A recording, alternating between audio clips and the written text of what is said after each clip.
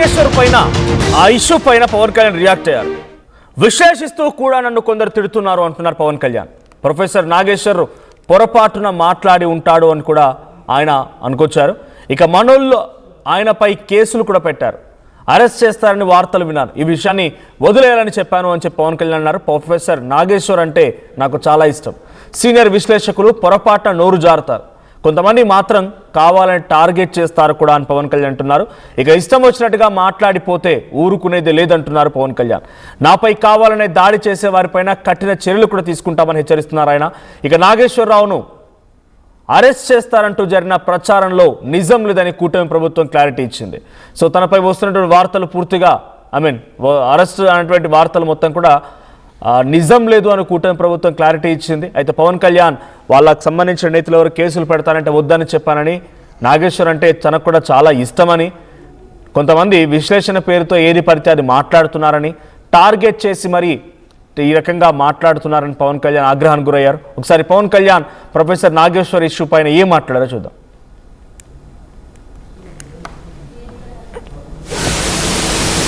నన్ను వాళ్ళు ఎదగడానికో గుర్తింపు పొందడానికో కూర్చోబెట్టి విశ్లేషకులు, ప్రముఖ విశ్లేషకులు మాట్లాడుతూ ఉంటే ఈరోజు కూడా ఇది విన్నాను వార్త. ఆయన అరెస్ట్ చేయడానికంటే ఆయన అంత కూర్చోబెట్టి నేను కేసులు పెట్టారంటే మనం లేదు బాధపడి నేను వద్దని చెప్పాను. ఆయన పాపం ఏదో పొరపాటును మాట్లాడి ఉండొచ్చు, కొంచెం భావోద్వేగంతో ఫోన్లను వదిలేసేయండి అని చెప్పాను ఆయన విశ్లేషకుని.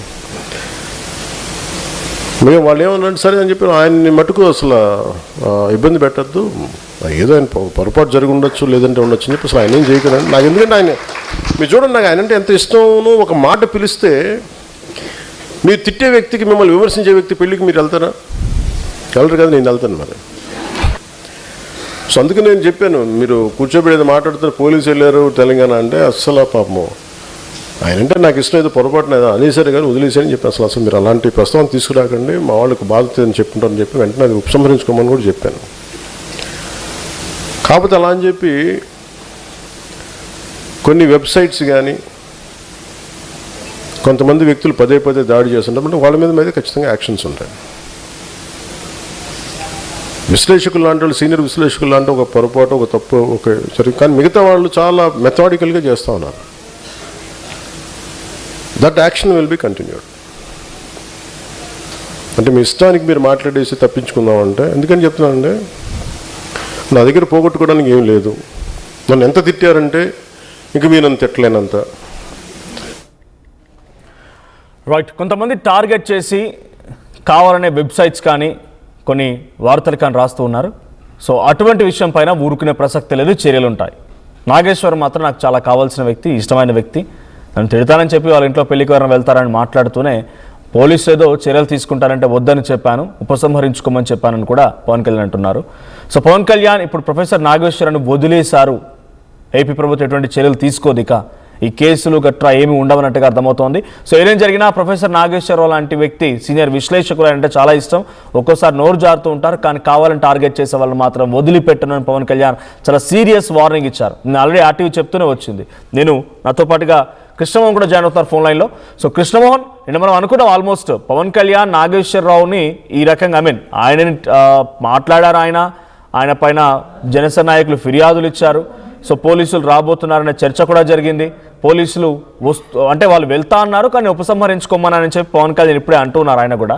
సో నాగేశ్వరరావు తరహాలో ఇంకెవరైనా ఇటువంటి తప్పుడు వ్యాఖ్యలు, తప్పుడు వార్తలు రాస్తే కొంత సీరియస్ యాక్షన్ ఉంటుందనేటువంటి హింట్ ఇవ్వడం కోసం పవన్ కళ్యాణ్ ప్రయత్నం చేస్తున్నారా అని అంటే అటువంటి ఆలోచన ఉండొచ్చు అని మనం మాట్లాడుకోం. దాదాపు ఇప్పుడు అదే కనబడుతోంది. సో పవన్ కళ్యాణ్ రియాక్షన్ ఎలా ఉంది? పవన్ కళ్యాణ్ రియాక్షన్ తర్వాత ఏపీ పాలిటిక్స్ ఎటువంటి చర్చ జరుగుతోంది? డెఫినెట్ గా పవన్ కళ్యాణ్ కొంత తప్పుదాగానే వ్యవహరించారు.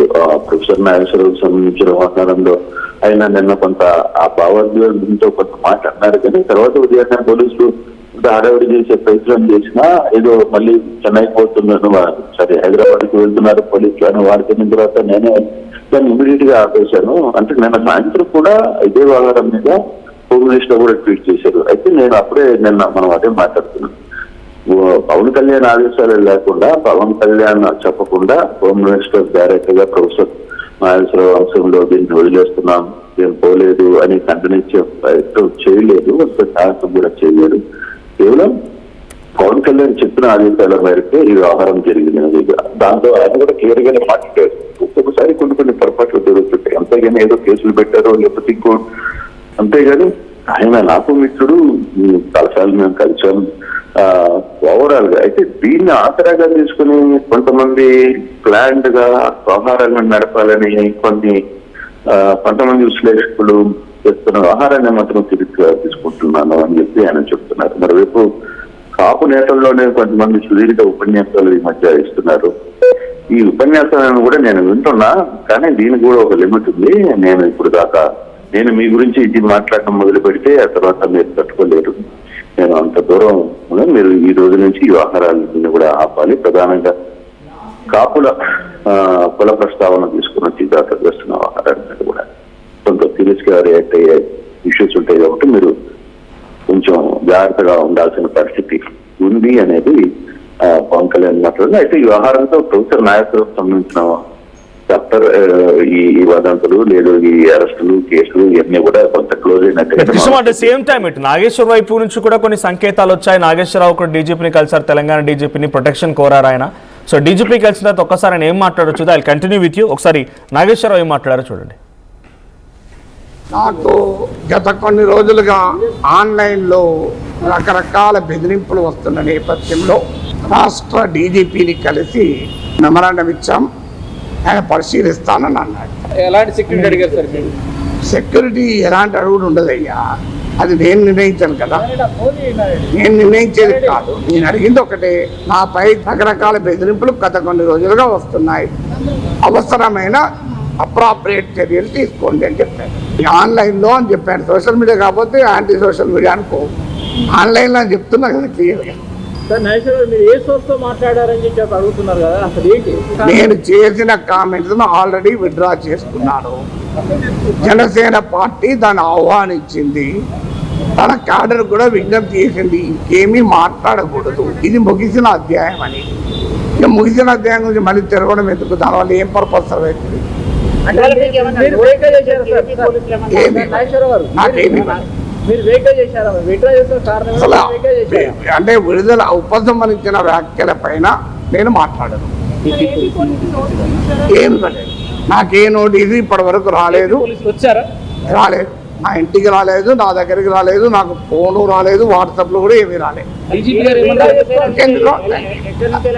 అయిపోయింది కదా మిత్రం, ఇంతకంటే ఏముంటుంది మిత్రమా?